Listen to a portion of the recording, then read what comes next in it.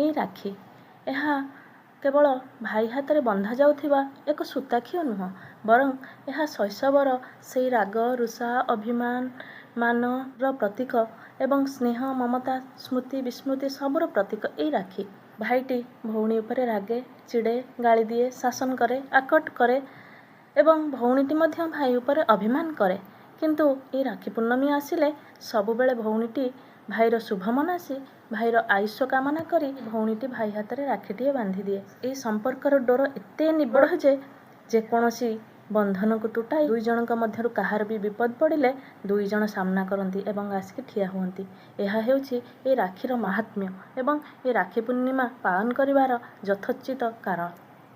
ତ ସେଇ ରାକ୍ଷୀ ଉପରେ ଆଜି ମୋର ଗୋଟେ ଛୋଟ କବିତା, ନିଶ୍ଚୟ ଶୁଣିବେ ଏବଂ ଭଲ ଲାଗିଲେ ଲାଇକ୍, ସେୟାର ଏବଂ ସବସ୍କ୍ରାଇବ୍ କରିଦେବେ। ରାକ୍ଷୀ କବିତା। ରାକ୍ଷୀ। ଦେହ ତୋର ଅତି ଛୋଟ ଅଟଇ ଯେ ଲୋ ରାକ୍ଷୀ, ରେଶମୀ ସୂତାରେ ତିଆରି ତୁ ଦିଶୁ ଚିକି ଚିକି। ଦେହ ତୋର ଛୋଟ ସିନା ଅଟୁ କେତେ ବଡ଼ ଯେ, ଭାଇ ଭଉଣୀଙ୍କ ମଧ୍ୟେ ତୁ ସମ୍ପର୍କ ଡୋର ଯେ। ଦେହରେ ତୁ ବୋଳିଥାଉ କେତେ ସ୍ନେହ ମମତା, ଭାଇ ଭଉଣୀଙ୍କ ମଧ୍ୟେ ଆଣୁ ତୁ ଯେ ସମତା। ଭାଇର ହସ୍ତରେ ତୋତେ ବାନ୍ଧେ ଯେ ଭଉଣୀ, ରକ୍ଷା କରିବାକୁ ତାକୁ ବିପଦରୁ ପୁଣି।